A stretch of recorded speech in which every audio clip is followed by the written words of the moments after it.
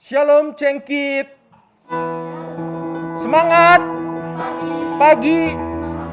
Ya, kita hari ini mau memuji nama Tuhan dengan penuh semangat, dengan penuh sukacita. Kita mau beribadah hari ini dengan lebih semangat daripada minggu-minggu kemarinnya ya. Sekarang kita mau tutup mata, lipat tangan. Kita mau berdoa. Bang Erian pimpin dalam doa. Tuhan Yesus, selamat pagi, terima kasih Tuhan, karena pada pagi hari ini kami masih dapat untuk memuji Tuhan, bersama-sama Tuhan, beribadah secara online, bersama-sama dengan teman-teman sekolah minggu kami Tuhan.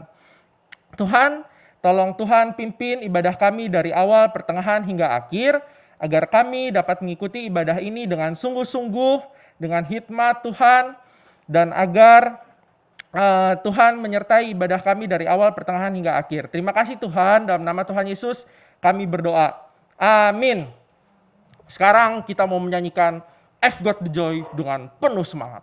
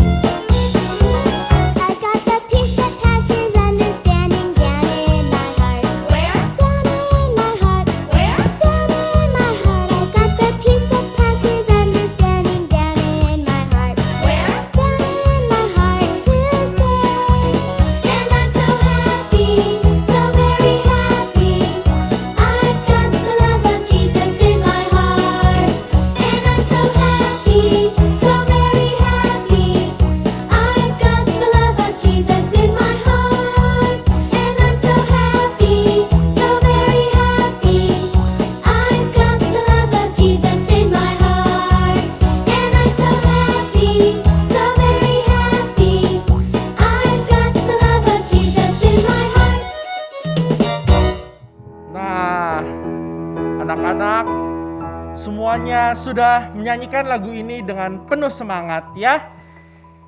Nah, Bang Erian mulai sekarang dalam minggu ini mau manggil kalian adalah Laskar-Laskar Kristus ya. Laskar-Laskar Kristus, mana suaranya di rumah masing-masing? Wah, suaranya harus lebih semangat lagi ya. Kita kan prajurit nih, mau berperang. Kita mau berperang ya minggu ini ya. Ayo sekali lagi, Laskar-Laskar Kristus, mana suaranya? Wah, luar biasa ya. Semua prajurit semangat berperang ya. Kita adalah Laskar-Laskar Kristus, kita adalah pahlawan-pahlawan kecil yang berperang atas nama Tuhan Yesus Kristus. Ya, Tuhan Yesus adalah panglima kita. Tidak ada yang bisa melawan Tuhan Yesus Kristus ya, karena Tuhan Yesus adalah panglima yang luar biasa berkuasa. Kita mau nyanyikan lagu Aku Pahlawan Kecil.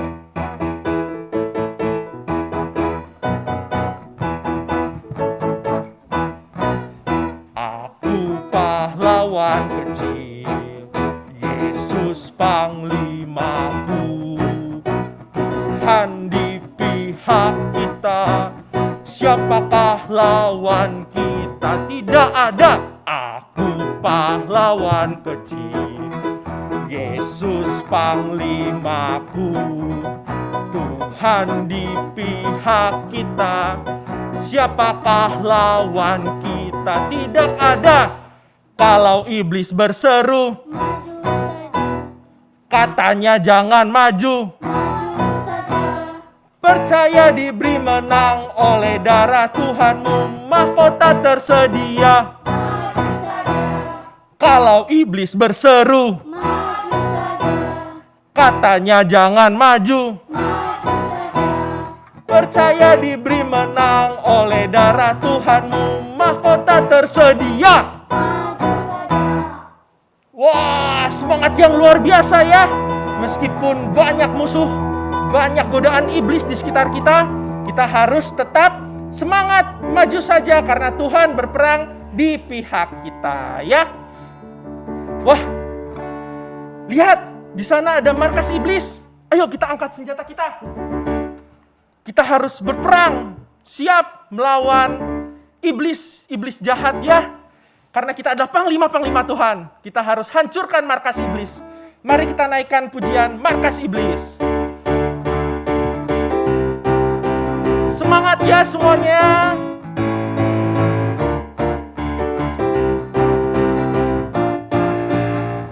Markas iblis dihancurkan, panji Yesus ditinggikan, akulah pahlawan. Setiap hari ku bernyanyi, bawa gitar dan kecapi, kabarkan Injilnya. Anak sekolah minggu, Yesaya saksinya Tuhan. Bawa pedang di tangan, hancurkan. Anak sekolah minggu, Yesaya saksinya Tuhan. Oh yes, bawa pedang di tangan, bikin kacau iblis. Sekali lagi, markas iblis dihancurkan, panji Yesus ditinggikan, akulah pahlawan. Setiap hari ku bernyanyi, bawa gitar dan kecapi, kabarkan Injilnya. Semua prajurit Kristus, anak sekolah minggu, Yesaya saksinya Tuhan. Oh yes, bawa, hancurkan, bikin kacau iblis. Anak sekolah minggu, Yesaya saksinya Tuhan. Oh yes, bawa pedang, bikin kacau iblis. Bawa pedang di tangan, bikin kacau iblis. Bawa pedang di tangan, bikin kacau iblis. Ya,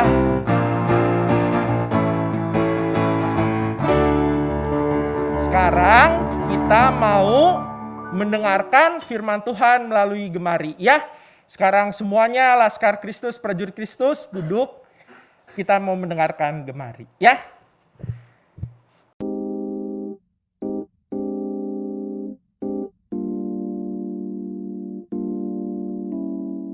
Amos adalah seorang peternak domba dari Tekoa di Yehuda, tetapi ia bernubuat tentang kerajaan Israel Utara. Amos melayani pada masa Raja Yerobeam II di Israel. Amos memberitakan tentang penghukuman Tuhan kepada bangsa-bangsa tetangga Israel, yaitu Damsyik, Gaza, Tirus, Edom, Bani Amon, dan Moab, karena kejahatan dan kekejaman mereka demi menguasai musuhnya. Allah juga akan menghukum bangsa Yehuda karena mereka telah menolak hukum Tuhan. Bangsa Israel sendiri juga akan menerima hukuman karena mereka menindas orang miskin dan lemah, melanggar kekudusan hidup, tidak menghormati peribadatan kepada Allah, menyembah berhala, dan menolak pelayanan nabi-nabi. Sekalipun bangsa Israel beribadah dan mempersembahkan korban kepada Tuhan, hati mereka tidak sungguh-sungguh dan mereka tidak hidup dalam keadilan dan kebenaran. Allah akan membangkitkan suatu bangsa yang melawan Israel, sehingga kerajaan Israel akan runtuh sebagai akibat segala kejahatan mereka. Meskipun begitu, Amos tetap mengingatkan bangsa Israel untuk bertobat dan mencari Tuhan. Karena perkataannya yang keras, Amos diusir oleh Amazia, imam di Betel. Amazia menyuruh Amos pulang saja ke tempat asalnya di Yehuda dan jangan lagi memberitakan hal yang buruk tentang Israel. Amos menjawab, ia tetap akan memberitakan firman Tuhan karena itu adalah perintah Tuhan. Amos menyatakan sikap Allah yang tegas terhadap kejahatan, tetapi di sisi lain Allah juga tetap mengasihi dan akan memulihkan umatnya. Amos menyampaikan penglihatannya yang berisi hukuman Allah kepada Israel, yaitu serangan belalang dan api yang panas yang akan membuat negeri itu kelaparan. Kedua hukuman itu sempat ditunda karena doa syafaat Amos. Tetapi Amos mendapat penglihatan lagi, yaitu tali sifat yang berfungsi untuk menguji apakah sebuah bangunan lurus atau tidak. Allah menilai bahwa Israel sudah tidak lurus lagi dan layak untuk dihukum. Penglihatan berikutnya yaitu bakul yang berisi buah-buahan musim kemarau yang dikatakan sudah matang dan akhirnya sudah kelihatan. Artinya, Tuhan sudah memutuskan untuk tidak memaafkan bangsa Israel. Allah akan membuat matahari menjadi gelap dan membuat bangsa itu meratap dalam penderitaan. Mereka akan mengalami kelaparan akan firman, sebab Allah tidak akan menurunkan firman-Nya lagi pada mereka. Amos juga melihat Tuhan berdiri dekat mezbah, tempat bangsa Israel melakukan penyembahan yang tidak benar. Tuhan memerintahkan tempat itu untuk diruntuhkan. Arti penglihatan itu, Tuhan akan membinasakan Israel dengan hukuman yang dahsyat. Meskipun semua hukuman yang dahsyat itu akan terjadi, tetap ada pengharapan karena Allah tetap mengasihi dan berjanji akan memulihkan umatnya. Akan tiba saatnya bahwa Pondok Daud akan dibangun kembali. Melalui kerajaan Israel yang baru ini, semua bangsa akan tergabung sebagai kepunyaan Allah. Kerajaan Israel akan dibangun kembali dan kebun-kebunnya akan kembali ditanami. Mereka akan hidup dalam berkat Allah yang melimpah.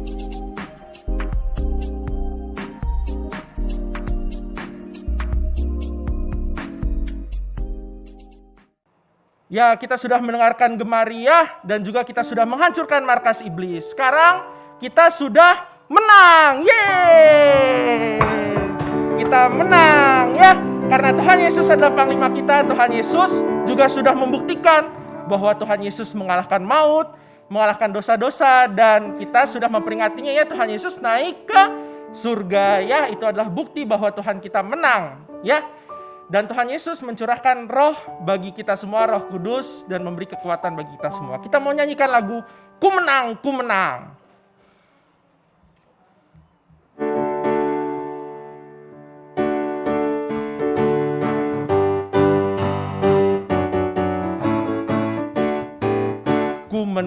Ku menang bersama Yesus Tuhan. Ku menang di dalam peperangan. Ku menang atas segala setan. Haleluya, haleluya, ku menang bersama Yesus Tuhan. Ku menang di dalam peperangan. Ku menang atas segala setan.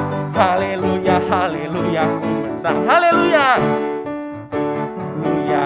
Dia bangkit, haleluya, dia hidup, haleluya, dia naik, Roh Kudus turun. Ku menang bersama Yesus Tuhan. Ku menang dalam peperangan. Ku menang atas segala setan. Haleluya, haleluya, haleluya.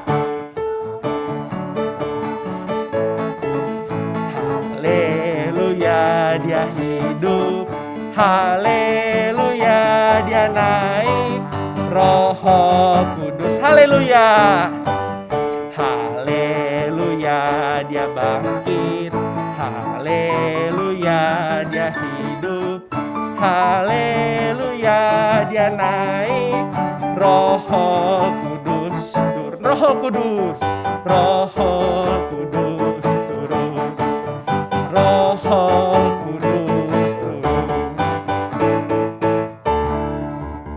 Nah, pengumuman buat minggu depan kita masih beribadah secara online ya. Jadi adik-adik, semua prajurit Laskar Kristus yang ada di rumah, kita harus tetap mempersiapkan diri kita ya untuk beribadah secara online dengan semangat lagi ya minggu depan.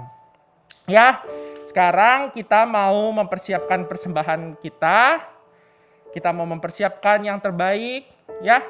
Persembahan kita mau berikan sama Tuhan ya. Sambil persembahan kita diberikan, kita mau nyanyikan lagu Yesus yang termanis.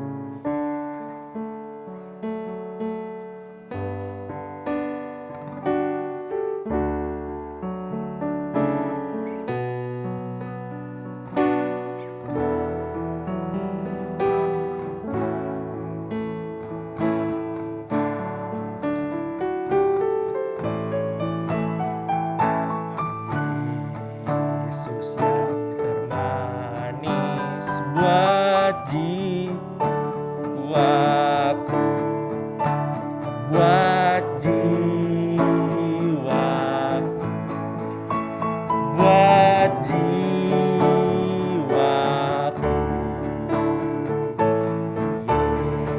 Yesus yang termanis buat jiwaku, cinta selamanya. Sekali lagi, Yesus yang termanis. Yesus yang termanis buat jiwaku, buat jiwaku, buat jiwaku.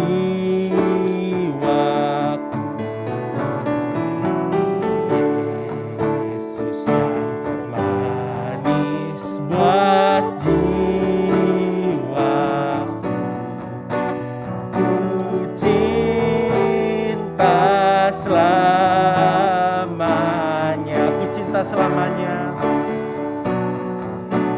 ku cinta selamanya,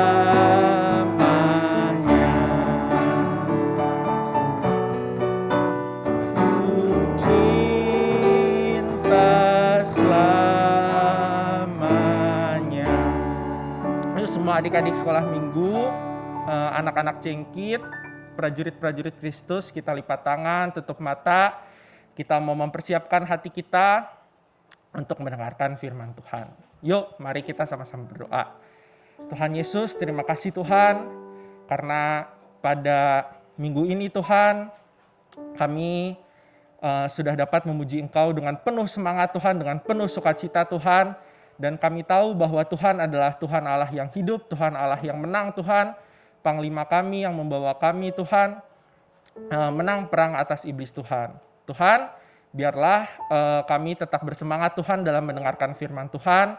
Ajar kami untuk duduk diam mendengarkan firman Tuhan dari awal, pertengahan hingga akhir yang akan disampaikan oleh kakak kami. Kiranya Tuhan, firman Tuhan yang diberikan oleh kakak kami dapat tertanam di hati kami, dapat tumbuh dan berbuah lebat Tuhan. Terima kasih Tuhan, kami serahkan pembawaan firman Tuhan hanya di dalam nama Tuhan Yesus kami berdoa. Amin.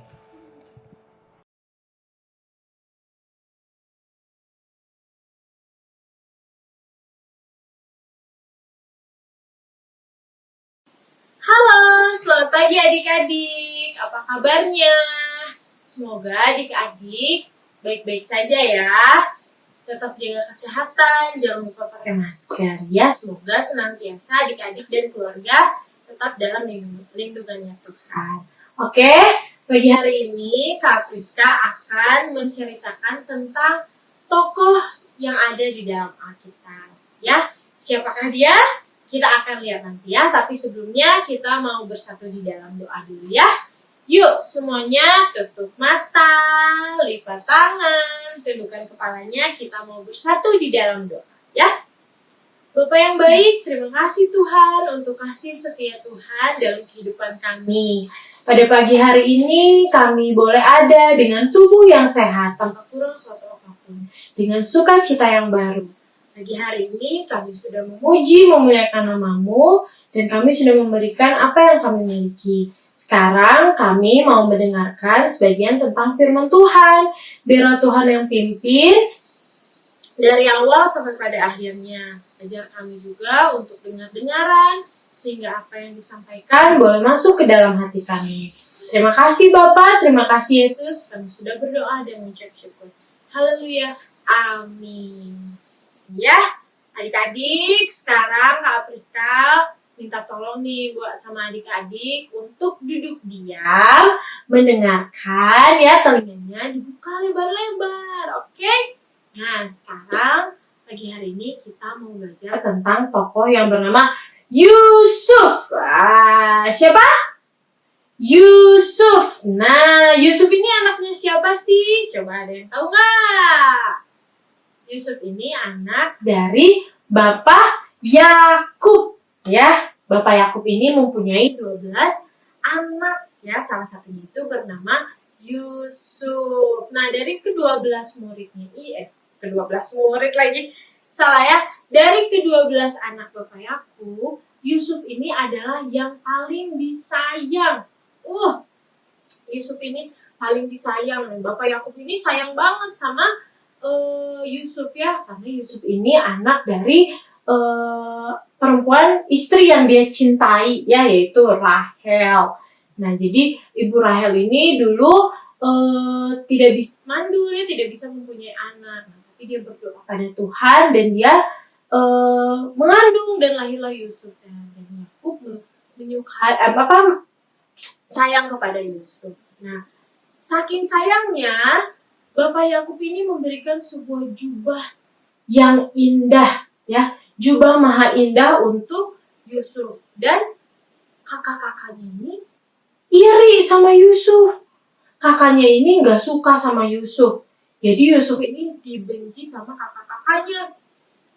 Masa si Yusuf cuma si Yusuf sih yang dikasih jubah itu kan jubahnya indah banget ya. Nah, saudara-saudaranya Yusuf ini ada iri sama Yusuf karena Bapak Yakub ini lebih sayang kepada Yusuf ya.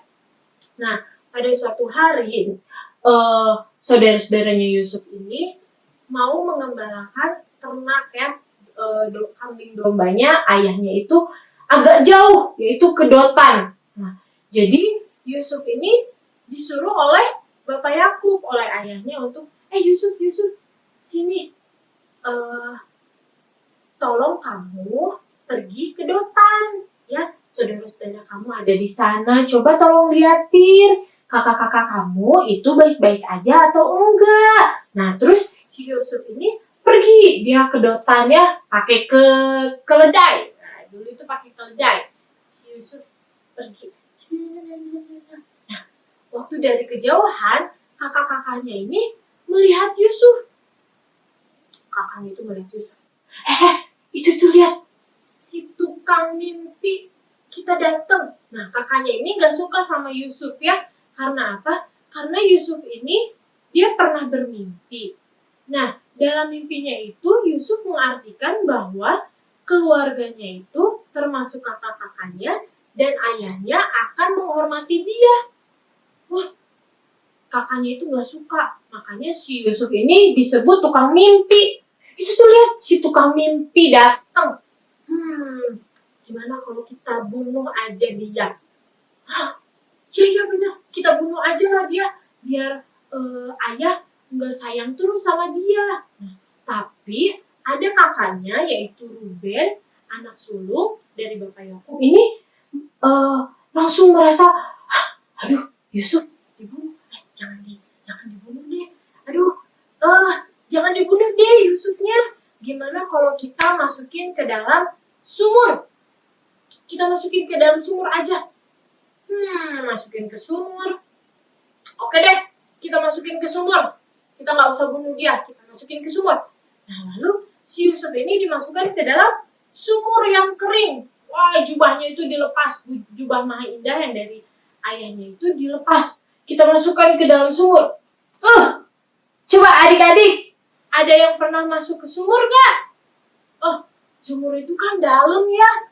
Dan di sini tuh biasanya ada airnya. Nah, kalau saat Yusuf dimasukkan itu tidak ada airnya ya, jadi sumurnya kering. Nah, si Yusuf ini dimasukin ke dalam sumur.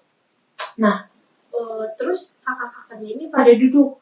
Nah, waktu duduk, si kakak-kakaknya Yusuf ini melihat ada seorang pedagang dari Midian. Nah, terus kakaknya ini berencana buat, guys, gimana kalau kita jual Yusuf? Hah? Kita jual? Iya, kita jual aja dia. Lumayan juga kan uangnya. Itu tuh ada pedagang Midian lewat. Ayo kita jual aja dia ke sana. Ide bagus. Oke deh, kita jual. Lalu si Yusuf ini dijual ke pedagang dari Midian ya. Seharga 20 keping perak. Kasian banget ya jadi Yusuf. Udah dibenci sama kakak-kakaknya.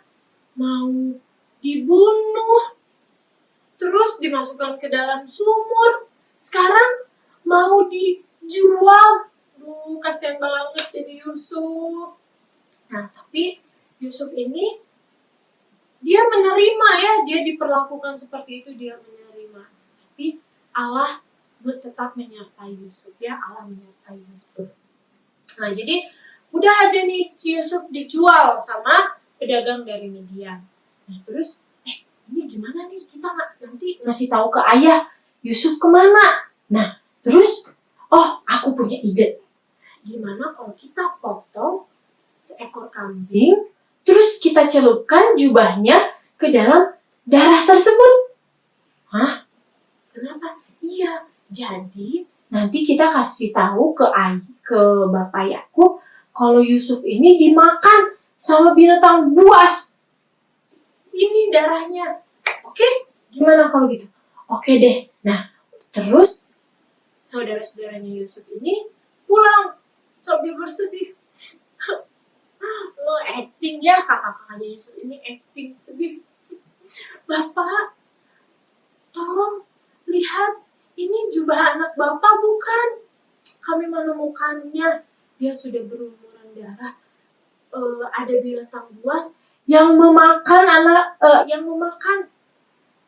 Ya, kata Yakub.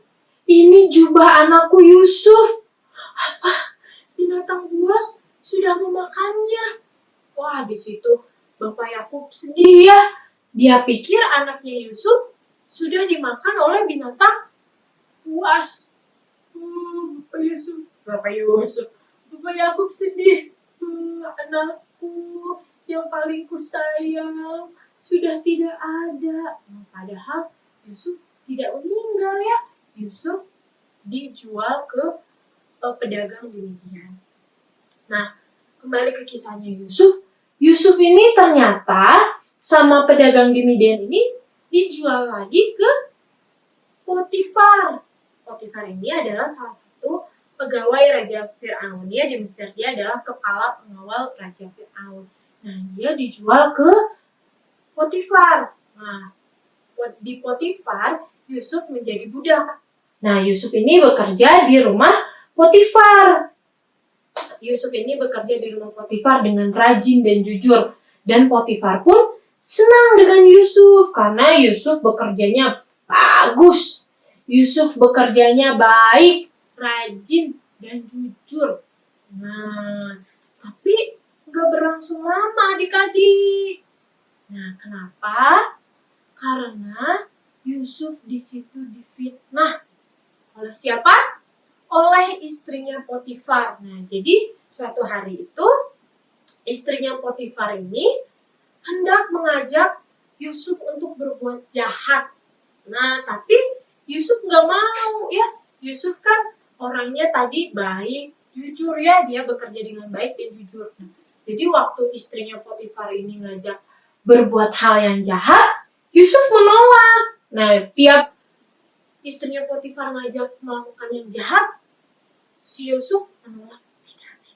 Tidak. Nah, sampai suatu hari istrinya Potifar ini menjebak Yusuf dan memfitnah Yusuf. Aduh, sedih banget ya. Si istri Potifar ini bilang ke suaminya ya, bahwa si Yusuf ini mau berbuat jahat sama saya. Padahal Yusuf tidak berbuat jahat. Nah, dari situ Potifar marah. Sehingga Yusuf dimasukkan ke dalam penjara. Aduh adik-adik, kasihan banget ya Yusuf. Tadi udah dimasukin ke sumur, dijual, sekarang difitnah. Aduh, kasihan banget ya Yusuf. Nah, terus Yusuf ini gara-gara Potifarnya marah, difitnah Yusufnya. Yusuf dimasukkan ke penjara. Kamu masuk penjara. Adik-adik ada yang pernah masuk penjara? Gak enak banget ya di penjara itu. Kita gak bisa nonton TV. Cuman lihat ruangan sekotak gitu aja ya. Yusuf pun sedih di situ. Nah, tapi Yusuf tetap berserah kepada Tuhan ya. Yusuf tetap menyerahkan segala kesulitannya kepada Tuhan. Nah, di penjara, Yusuf bertemu dengan seorang juru minuman dan juru roti. Wow, kenapa ada apa lagi ya? Nah, suatu hari si juru minuman dan juru roti ini bermimpi. Nah, Yusuf kan bisa mengartikan mimpi. Nah, terus si juru minuman ini dan juru roti ini menceritakan mimpinya kepada Yusuf. Nah, menceritakan kepada Yusuf dan Yusuf pun mengartikan mimpi tersebut. Nah, mimpinya tersebut bahwa dalam 3 hari juru minuman ini dan juru roti ini akan dikembalikan lagi ke pekerjaan mereka. Nah, terutama juru minuman ya. Juru minuman ini dia akan dalam 3 hari akan kembali lagi ke pekerjaannya dan memberikan minuman kepada Raja Fir'aun. Nah, 3 hari kemudian adik-adik, mimpi yang diartikan oleh Yusuf itu terjadi oleh juru minuman.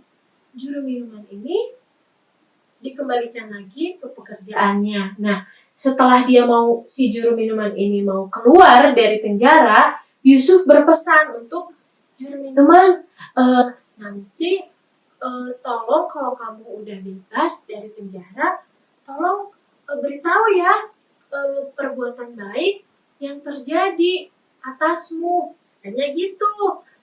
Oh iya, baik-baik, kata juru minuman. Tapi juru minuman ini melupakan Yusuf. Ya, Yusuf dilupakan. Juru minuman ini gak ingat lagi sama Yusuf. Nah, sekian lama Yusuf masuk di dalam penjara ya. Nah, pada suatu hari adik-adik, Raja Fir'aun bermimpi. Bermimpi. Siapa di sini yang pernah bermimpi? Ayo, siapa yang pernah bermimpi? Ada yang bisa mengartikan gak? Nah, Kak Priska juga mimpi, tapi suka lupa. Terus gak inget, jadi lupa. Nah, ya.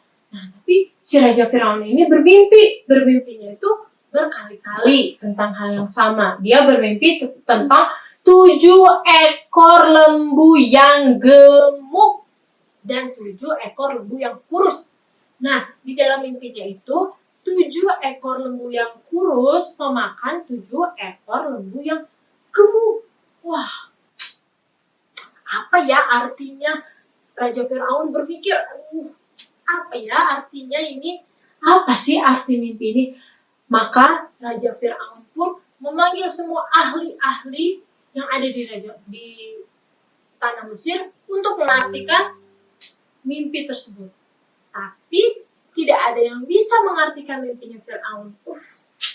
Fir'aun berpikir, aduh ini apa ya mimpinya, maksudnya apa ya? Nah, terus si juru minuman ini suatu hari karena melihat Raja Fir'aun berpikir terus tentang mimpinya, si juru minuman ini langsung ingat, Raja Fir'aun, aku ingat. Waktu itu, aku kan masuk ke dalam penjara, terus aku mimpi. Nah, di dalam penjara itu ada seorang Ibrani. Dia bisa mengartikan mimpi. Dulu juga aku bermimpi, Raja. Terus, mimpinya itu dia artikan dan terjadi. Dalam mimpinya itu, aku akan dikembalikan lagi ke dalam pekerjaanku. Dan betul, Raja Fir'aun. Nah, Raja Fir'aun langsung, oke, coba tolong panggilkan siapa itu tadi anak itu. Baik-baik Raja. Nah, si pengawalnya datang ke penjaranya Yusuf. Terus Yusuf pun diambil ya, diajak untuk menghadap kepada Raja Fir'aun. Terus Yusuf pun datang menghadap Raja Fir'aun. Lalu Fir'aun pun menceritakan mimpinya. Ya, Raja Fir'aun pun menceritakan mimpinya. Begini ya, Yusuf, aku ini bermimpi di mana aku bermimpi ada 7 ekor lembu kurus memakan 7 ekor lembu yang gemuk. Langsung Tuhan pun menolong Yusuf untuk Yusuf bisa memberitahukan apa yang harus dikatakan kepada raja. Nah, Yusuf pun langsung menceritakan arti mimpi tersebut. Mimpi tersebut yaitu di mana 7 ekor lembu itu artinya 7 tahun. Yang 7 ekor lembu yang gemuk itu artinya 7 tahun di tanah Mesir akan ada masa berkelimpahan. Dan 7 ekor lembu yang kurus itu artinya 7 tahun juga, tapi masa kekurangan. Ya, masa kekurangan. Jadi 7 tahun masa kelimpahan dan 7 tahun masa kekurangan. Nah, si Yusuf ini bilang sama Raja Fir'aun untuk mencarikan seorang yang bijaksana untuk dapat menyimpan persediaan bahan makanan ya. Jadi si Yusuf ini memberitahukan kepada Raja Fir'aun kalau 7 masa kelimpahan itu tanah Mesir untuk menyimpan persediaan bahan makanan untuk 7 tahun masa kekurangan ya. Nah, terus Raja Fir'aun ini senang kepada Yusuf ya, adik-adik, senang kepada Yusuf karena Raja Fir'aun ini melihat seperti ada roh Allah yang di dalam dirinya Yusuf. Wah, Raja Fir'aun tuh bilang, Raja Fir'aun suka. Jadi Raja Fir'aun pun memberikan kepada Yusuf untuk mengelola tanah Mesir. Karena Raja Fir'aun melihat Yusuf ini seorang yang bijaksana dan dipenuhi dengan roh Allah.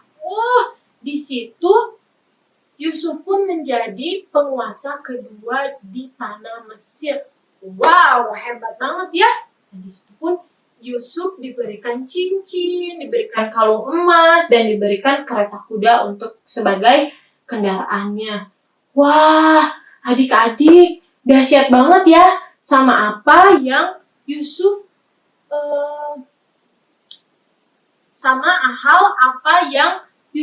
terima ya, Yusuf alami. Dari dia dibenci, dia dijual, dia difitnah, masuk ke penjara, dilupakan. Tapi akhirnya Yusuf menjadi pengelola dan penguasa di tanah Mesir. Itu semua karena apa? Bukan karena Yusuf ya, bukan karena kekuatannya Yusuf, tapi karena kekuatannya Tuhan. Karena penyertaannya Tuhan. Karena penyertaannya Allah. Allah menyertai Yusuf. Karena Yusuf ini saleh dan Yusuf ini menyerahkan segala masalahnya, kesulitannya itu kepada Tuhan. Nah, adik-adik, kita belajar ya pada hari ini tentang Yusuf, di mana Yusuf menyerahkan segala kekhawatirannya kepada Tuhan. Nah, kalau adik-adik punya kesulitan nih, adik-adik di masa kesulitan, adik-adik datang sama Tuhan. Adik-adik belajar untuk berserah kepada Tuhan, menyerahkan segala kesulitan, kekhawatiran adik-adik kepada Tuhan. Jadi kalau misalkan adik-adik ya mau ulangan, adik-adik biarin nanti aja, itu mah bisa. Nggak bisa ya kalau cuma untuk belajar doang, bukan belajar. Ingatlah ini mah. Tapi adik-adik gak berdoa, ya itu sama aja ya tanpa kita meminta pertolongan sama Tuhan. Nah, kalau kita minta pertolongan sama Tuhan, Tuhan akan ingatkan kita akan apa yang udah kita pelajari. Tuhan memberikan kita hikmat sehingga kita bisa mengerjakan ujian tersebut ya, soal-soal tersebut. Nah, jadi Kak Priska juga belajar ya untuk menyerahkan segala kesulitan, kekhawatiran Kak Priska kepada Tuhan. Kita mau menyerahkan dan biarlah Tuhan yang turut bekerja akan kehidupan kita. Ya adik-adik, ya sekarang kita akan baca ayat hafalan ya. Ayat hafalannya itu dari Kejadian 28 ayat 15a. Nah, isinya sesungguhnya aku menyertai engkau. Nah, aku di sini itu hurufnya besar, berarti akunya ini adalah Allah ya. Sesungguhnya aku menyertai engkau dan aku akan melindungi engkau kemanapun engkau pergi. Ya, itu ayat hafalannya ya. Sekali lagi ya. Kejadian 28 ayat 15a. Sesungguhnya aku menyertai engkau dan aku akan melindungi engkau kemanapun engkau pergi. Yeay! Oke adik-adik. Nah itu dia cerita tentang tokoh yang bernama Yusuf. Ya, dimana kita belajar akan kesalehannya Yusuf. Belajar akan perbuatan baiknya Yusuf. Ya, walaupun Yusuf menerima hal yang buruk, Yusuf menerima banyak hal buruk, tapi Yusuf tetap berserah kepada Tuhan. Ya, dan Allah pun tetap menyertai Yusuf. Oke adik-adik, sekarang ya kita mau doa syafaat ya. Yuk, kita mau tutup mata, lipat tangannya, kita mau doa syafaat. Nah, yuk berdoa. Ayo berdoa. Ya, ayo. Nyonya Yesus, Bet, berdoa orang tua, teman-teman, bet bet di di sekolah minggu sekolah minggu supaya mereka sehat. kasih Yesus. Terima kasih Yesus. Amin. Ya. Mari kita berdoa terlebih dahulu. Tuhan, hanya ingin berdoa untuk kota Bandung. Jagailah kota Bandung ini dari bencana alam dan sebagainya. Tuhan, hanya juga ingin berdoa untuk pemimpin kota Bandung seperti Pak Gubernur, Pak Wali Kota, dan berilah mereka kesehatan, ketertiban, kecerdasan, supaya bisa memimpin kota Bandung ini dengan lebih baik. Tuhan, kami juga ingin berdoa untuk masyarakat kota Bandung supaya mendapatkan ketertiban dan merasakan damai sejahtera. Makasih Tuhan, haleluya, amin. Dadah. Amin. Oke adik-adik, sekarang kita mau doa penutup ya.